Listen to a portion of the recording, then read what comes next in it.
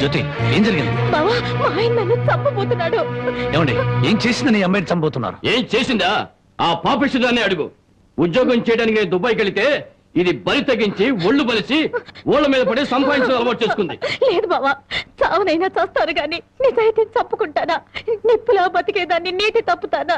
ఏంటే సీతమ్మ తల్లికి వారసులాగా మాట్లాడుతున్నావు? నీ నిజాయితీ ఏంటో ఈ ఊళ్ళో పెద్ద ఎక్కడ చేత చెప్పిస్తాను. చెప్పించండి అత్తయ్య. నిజంగా నేను చెడిపోయిన దాన్ని అయితే ఆయన నన్ను చంపక్కర్లేదు. నా ఒంటి మీద నేనే కిరసనాయిలు పోసుకొని తగలబడి చచ్చిపోతాను.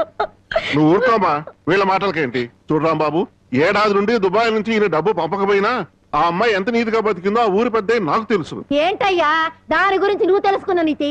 ఏడాది నుంచి నా కొడుకు డబ్బు పంపకపోతే మెళ్ళ గొలుసు చెవులు కారింగులు ఎవడి పక్కన పడుకొని సంపాదించిందో చెప్పు. అతను గారు నేను చెప్తా. దుబాయ్లో ఉన్న నీ కొడుకు సంపాదన పెరిగేసరికి బాగా డబ్బున్న అమ్మాయితో రెండో పెళ్లి చేయాలన్న దుర్బుద్ధితో నీ కొడుక్కి లేనిపోని ఉత్తరాలు రాసి జ్యోతి మీద అనుమానాలు తెప్పించావు. ఆ అనుమానంతో నువ్వు డబ్బు పంపకపోయేసరికి 10 మందిలో నీ పరువు పోతుందని రాత్రిపూట మా ఊరుచి కూలి పని చేసి కడుపుకు తిండి కూడా సరిగ్గా తినకుండా డబ్బు దాచిపెట్టి గిల్టి నగలు వేసుకుంది. ఏంటి బాబు, రాత్రిపూట కూలి పని చేసుకుని వెళ్ళేదా? ఈ ఒక్కడితోనే చేసేదా ఇంకెవరితో అయినా చేసేదా? మళ్ళీ ఆ కోత కూసామంటే పళ్ళు నలగొడతాను. జ్యోతి నా తోబుట్టు కన్నా ఎక్కువగా ప్రేమించే ఆత్మీయురాలు. చూడు, ఆడది తప్పు చేయాలని నిర్ణయించుకుంటే ఆమెను 7 సముద్రాల అవతల కట్టి పడవేసిన కట్లు తెంచుకుని వచ్చి తప్పు చేస్తుంది. కానీ ఇతనే నా భర్తని నమ్మిన ఆడది ఎంతటి మహారాజు వచ్చినా సరే కన్నెత్తు కూడా చూడదు. తను కట్టెల్లో కాలిపోయేంత వరకు భర్త అడుగుజాడలో నడవాలని చూస్తుంది.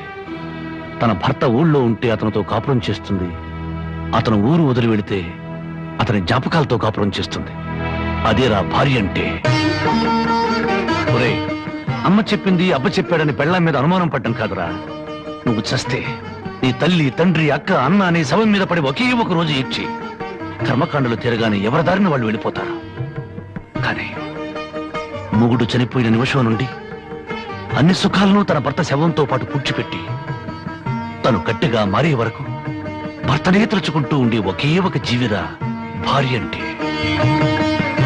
మగాళ్ళకు మనసు మారుతుంది గాని ఆడవాళ్ళకు కాదురా. భార్య గుడ్డుబోతురాలని చెప్పి ఎందరో మగాళ్ళు రెండో పెళ్లి చేసుకుంటున్నారు.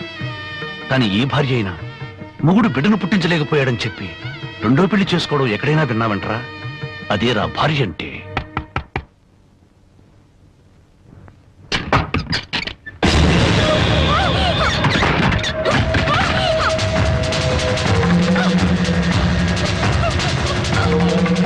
అంతెందుకు, నా సంగతి తీసుకో.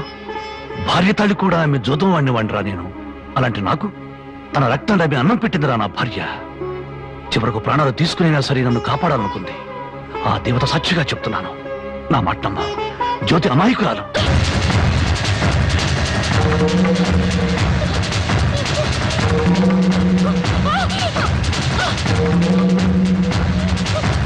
నన్ను క్షమించండి. లేనిపోని అనుమానాలతో జ్యోతిని అవమానించాను. మీరు అడ్డు రాకపోతే మూర్ఖంగా నా భార్యను పోగొట్టుకునేవాడిని. మీ మేలు ఈ జన్మలో మర్చిపోలేను.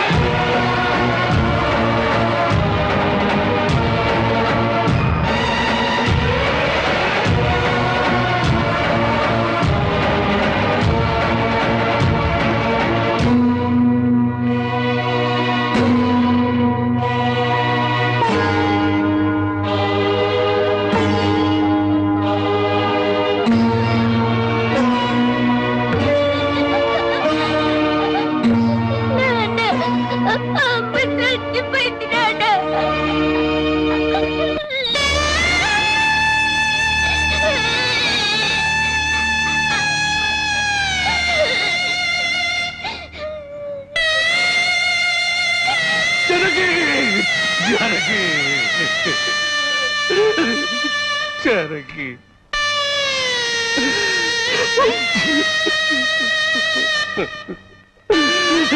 వాడిని జైలుకు పంపావన్న నా మీద, వాడికి దక్కలేదని నీ కూతురు జనకి మీద కచ్చి కట్టి ఉంటాడు. అందుకే వెతుకుతున్నాను.